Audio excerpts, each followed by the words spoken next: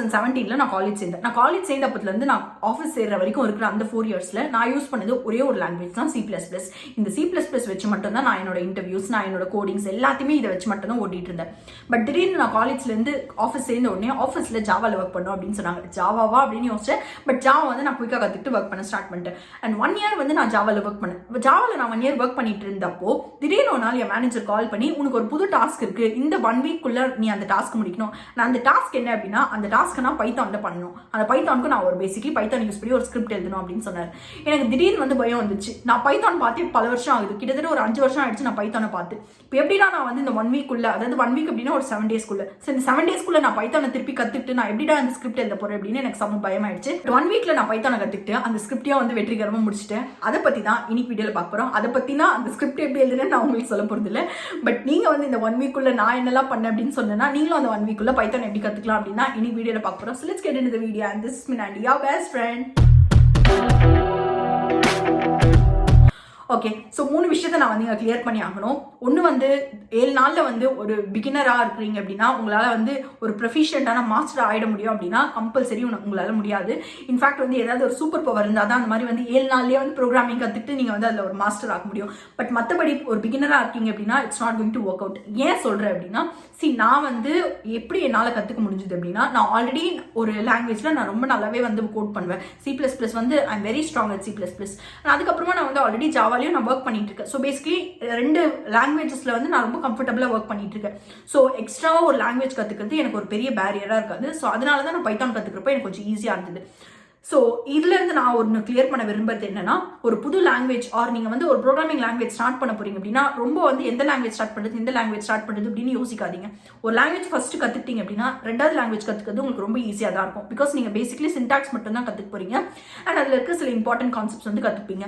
இதுதான் தவிர ஒரு லாங்குவேஜ்லேருந்து இன்னொரு லாங்குவேஜ் மாறுறது ரொம்ப கஷ்டமான ஒரு விஷயமா கண்டிப்பாக இருக்காது. அண்ட் செகண்ட் இம்பார்ட்டன்ட் விஷயம், உங்களோட ஃபண்டமெண்டல்ஸ் ரொம்ப கிளியரா இருக்கணும். ஃபண்டமெண்டல்ஸ் அப்படின்னா என்னன்னா, சில கான்செப்ட்ஸ் இருக்கு, நான் லாஸ்ட்ல சொல்றேன். லாஸ்ட்ல இல்லை, நெக்ஸ்ட் வந்து பார்ப்போம்.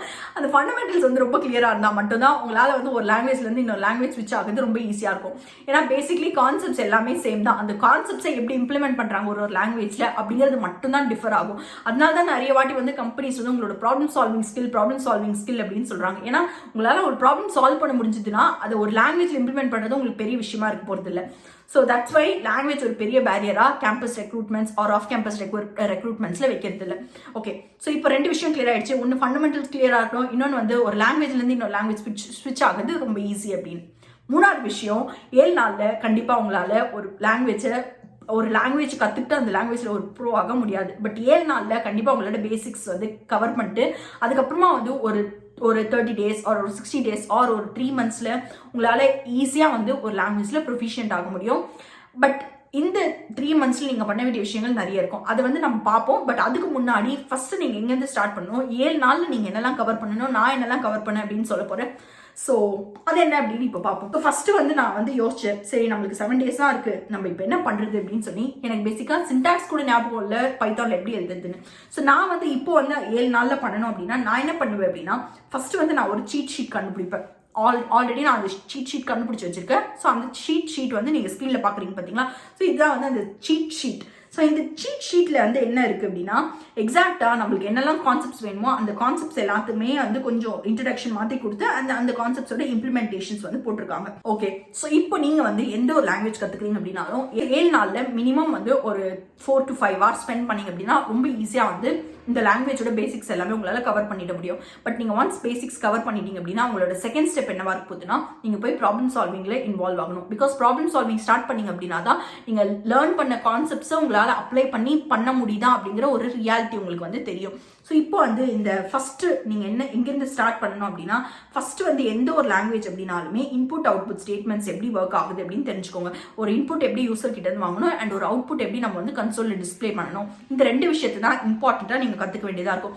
நீங்கள் வந்து ஆல்ரெடி ப்ரோக்ராமிங்னா என்னன்னு புரிஞ்சுக்கிட்டு இந்த விஷயத்தில் என்டர் ஆகுங்க ஃபர்ஸ்ட். ஸோ இப்போ வந்து உங்களுக்கு ஆல்ரெடி தெரிஞ்சிச்சு ஒரு இன்புட் அவுட்புட் ஸ்டேட்மெண்ட் எப்படி வாங்கணும்னு. நெக்ஸ்ட் வந்து ஒரு லாங்குவேஜ்ல எப்படி வேரியபிள் டிக்ளரேஷன் எப்படி இருக்கு, வேரியபிள்ல இருந்து வந்து நம்ம எப்படி வந்து அந்த வேரியபிளை ஆக்சஸ் பண்றது, என்னெல்லாம் டேட்டா டைப்ஸ் இருக்கு இந்த லாங்குவேஜ்ல. ஸோ இந்த விஷயத்த ஃபர்ஸ்ட் கத்துக்கோங்க. ஸோ இது கத்துக்கிட்டா தான் வந்து உங்களோட நெக்ஸ்ட் ஸ்டெப்ஸ் எல்லாத்துலயுமே உங்களோட இதெல்லாம் தான் உங்களோட ஃபண்டமெண்டல்ஸா இருக்க போகுது. ஸோ இது எல்லாத்தையுமே வந்து ஒரே நாள்ல கத்துக்க பாருங்க. அண்ட் நெக்ஸ்ட் வந்து அரித்மெட்டிக் ஆப்ரேஷன்ஸ், ஆப்ரேட்டர்ஸ் அப்படின்னு இருக்குல்ல. ஸோ இந்த ஆப்ரேட்டர்ஸ் வச்சு நீங்கள் எப்படிலாம் வந்து அந்த லாங்குவேஜ்ல யூஸ் பண்ண முடியும், அண்ட் அரித்மெட்டிக் ஆப்ரேஷன்ஸ் என்னெல்லாம் வந்து உங்களால் அதெல்லாம் எப்படிலாம் இம்ப்ளிமெண்ட் பண்ண முடியுது, எப்படி வந்து ஒரு டேட்டா டைப்ல வந்து அரித்மெட்டிக் ஆப்ரேஷன்ஸை வந்து ஒர்க் பண்ண வைக்கிறது. ஸோ இந்த மாதிரி வந்து இப்போ 2 டேட்டா டைப் கம்பைன் பண்ணி ஒரு அரித்மெட்டிக் ஆப்ரேட்டர் யூஸ் பண்ணால் எந்த மாதிரி வந்து ஒர்க் ஆகுது. ஸோ இந்த மாதிரி பேசிக்கான விஷயங்கள் எல்லாமே ஃபர்ஸ்ட் வந்து கற்றுக்கோங்க. அண்ட் இந்த சீட் ஷீட் பார்த்தீங்க அப்படின்னாலே அது எல்லாமே வந்து ரொம்ப கிளியரா வந்து எக்ஸ்பிளைன் பண்ணியிருக்காங்க. நெக்ஸ்ட் விஷயம் என்னன்னா கண்டிஷனல் ஸ்டேட்மெண்ட்ஸ். கண்டிஷனல் ஸ்டேட்மெண்ட்ஸ் ஒரு ஹியூஜ் ரோல் வந்து ப்ளே பண்ணும். நிறைய இடத்துல நம்ம வந்து கண்டிஷனல் ஸ்டேட்மெண்ட்ஸ் யூஸ் பண்ணுவோம். ஸோ இந்த கண்டிஷனல் ஸ்டேட்மெண்ட் எப்படி வந்து இம்ப்ளிமெண்ட் பண்றது இந்த லாங்குவேஜ்ல. ஸோ பைத்தான்ல வந்து ஒரு மாதிரி இம்ப்ளிமெண்ட் பண்ணுவோம், C++ல வேற மாதிரி இம்ப்ளிமெண்ட் பண்ணுவோம். ஸோ இதெல்லாம் இப்போ பைத்தான்ல நீங்க அதை எப்படி இம்ப்ளிமெண்ட் பண்ணணும் அப்படிங்கறத வந்து தெரிஞ்சுக்கோங்க. அண்ட் அது எப்படி ஒர்க் ஆகுது அப்படிங்கறதையும் தெரிஞ்சுக்கோங்க. ஸோ இப்போ நீங்க எப்படி இது இன்டர்னலா ஒர்க் ஆகுதுன்னு தெரிஞ்சுக்கிட்டா மட்டும்தான் உங்களால ஒரு லாங்குவேஜ்ல இருந்து இன்னொரு லாங்குவேஜ்க்கு ஸ்விட்ச் பண்றப்போ ஈஸியா இருக்கும். ஏன்னா அப்போ வந்து நீங்க வந்து வெறும் சின்டாக்ஸ் மட்டும் தெரிஞ்சுட்டா போதும், உங்களுக்கு எப்படி அது ஒர்க் ஆகுது அப்படிங்கிறது உங்களுக்கு ஆல்ரெடி தெரிஞ்சிருக்கும். So make sure your fundamentals are very very clear. And next வந்து லூப்பிங் ஸ்டேட்மெண்ட்ஸ். ஸோ லூப்ஸ் வந்து ரொம்ப இம்பார்ட்டன்ட் ரோல் ப்ளே பண்ணும். ஆல்மோஸ்ட் ப்ரோக்ராமிங்ல வந்து உங்களுக்கு conditional statements and looping statements தெரிஞ்சதுனாலே நிறைய குட்டி குட்டி ப்ராப்ளம்ஸ், ரொம்ப சின்ன சின்ன ப்ராப்ளம்ஸ் எல்லாமே உங்களால் சால்வ் பண்ண முடியும். ஸோ இந்த 2 விஷயத்தையும் ரொம்ப இம்பார்ட்டண்ட்டாக கான்சென்ட்ரேட் பண்ணி ஒரு ஃபர்ஸ்ட் 1 or 2 டேஸ்க்குள்ளேயே ஒரு மேபி ஒரு 3 டேஸ்க்குள்ள வந்து கம்ப்ளீட் பண்ணுறதுக்கு பாருங்க. ஸோ இது 3 டேஸ்க்குள்ள கம்ப்ளீட் பண்ணிட்டீங்க அப்படின்னாலே உங்களால் வந்து சின்ன சின்ன ப்ராப்ளம்ஸ் எல்லாத்தையுமே உங்களால் சால்வ் பண்ண முடியும். பிகாஸ் ஆல்ரெடி உங்களுக்கு டேட்டா டைப்ஸ் தெரியும், வேரியபிள்ஸ் தெரியும், அண்ட் சின்ன சின்ன ப்ராப்ளம்ஸ் வந்து இந்த மாதிரி looping statements and while loops, for loops இதெல்லாம் வச்சு சால்வ் பண்ற மாதிரி இருக்கும். ஸோ இது எல்லாத்தையுமே ஃபர்ஸ்ட் தெரிஞ்சுக்கோங்க. நெக்ஸ்ட் இம்பார்ட்டன்டான ஒரு விஷயம் வந்து ஃபங்க்ஷன்ஸ். ஒரு ஃபங்க்ஷன் எப்படி டிக்ளேர் பண்றாங்க, ஒரு ஃபங்க்ஷன் எப்படி கால் பண்றது, ஒரு ஃபங்க்ஷன் எப்படி ஒர்க் ஆகுது, இந்த மெயின் ஃபங்க்ஷன்னா என்ன. ஸோ இந்த மாதிரி வந்து இதெல்லாம் ரொம்ப ரொம்ப இம்பார்ட்டன்டான விஷயம். ஃபங்க்ஷன் வந்து நான் பார்த்த வரைக்கும் நிறைய பேர் வந்து இனிஷியலா புரிஞ்சுக்கிறதுக்கு கொஞ்சம் ஸ்ட்ரகிள் பண்ணுவாங்க. பட் அது ரொம்ப ஈஸியான ஒரு கான்செப்ட். ஸோ அது வந்து கான்செப்சுவலா எப்படி வந்து கத்துக்கிறது அப்படிங்கறத ஃபர்ஸ்ட் பார்த்து வந்து கிளியரா வந்து புரிஞ்சுக்கோங்க.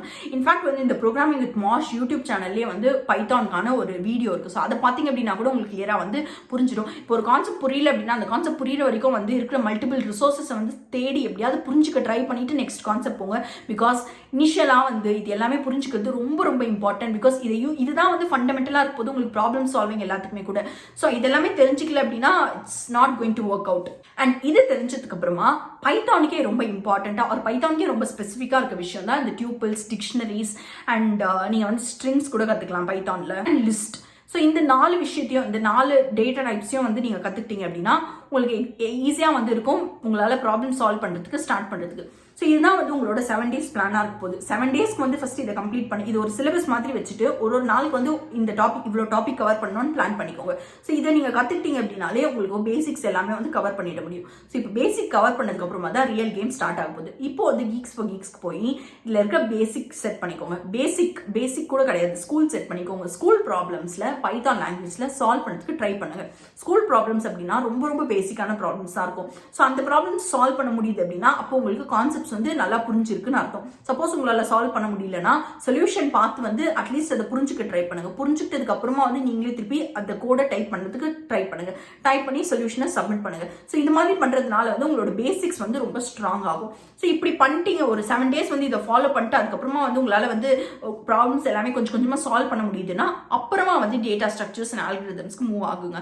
Because data structures and algorithms தான் வந்து foundation for coding interviews. So அது தெரிஞ்சா மட்டும் தான் உங்களால வந்து கோடிங் இன்டர்வியூஸை கிராக் பண்ண முடியும். ஃபர்ஸ்ட் வந்து இந்த ப்ரோக்ராமிங் லாங்குவேஜ் கத்துக்கிட்டீங்க அப்படின்னா நெக்ஸ்ட் வந்து டேட்டா ஸ்ட்ரக்சர்ஸ் அண்ட் ஆல்கிரிதம்ஸ் போயிடுங்க. ஸோ இதுதான் வந்து நான் வந்து 7 daysல கத்துக்கிட்ட விஷயம். அண்ட் நான் ஸ்கிரிப்ட் எழுதுறதுக்கு இன்னும் கொஞ்சம் விஷயங்கள் எல்லாம், அதாவது நான் ஃபைல் ஹேண்ட்லிங் அண்ட் நான் வந்து டேட்டா பேஸ் கனெக்ஷன்ஸ் இந்த மாதிரி சில விஷயங்கள்லாம் கற்றுக்க வேண்டியது இருந்தது. But that's very specific for me. So அதெல்லாம் நீங்கள் கற்றுக்கணும் அப்படின்னு அவசியம் கிடையாது. நீங்கள் வந்து ஒரு ஃபண்டமெண்டலான விஷயத்தில் எல்லாத்தையுமே கவர் பண்ணிட்டீங்க அப்படின்னாலே உங்களுக்கு வந்து கிரிப் கிடச்சிடும் அந்த லாங்குவேஜில். ஒன்ஸ் கிரிப் கிடச்சிருச்சு அப்படின்னா ப்ராப்ளம் சால்வ் பண்ணுறதுக்கு ஸ்டார்ட் பண்ணுங்க. ப்ராப்ளம் சால்விங்லேருந்து வந்து மூவ் பண்ணுறதுக்கு நெக்ஸ்ட் ஸ்டெப்புக்கு போகிறதுக்கு தான் டேட்டா ஸ்ட்ரக்சர்ஸ் அண்ட் ஆல்கிரிதம்ஸ். அதை கற்றுக்கிட்டா மட்டும்தான் உங்களால் இன்டர்வியூஸை கிராக் பண்ண முடியும். So make sure you follow this and rock it. And இந்த சீட் ஷீட்கான லிங்க் வந்து நான் டிஸ்கிரிப்ஷன் பாக்ஸில் வந்து ப்ரொவைட் பண்ணுறேன். வேற ஒரு இன்ட்ரெஸ்டிங் வீடியோட I'll come and meet you. Until then, it's bye from me. Bye.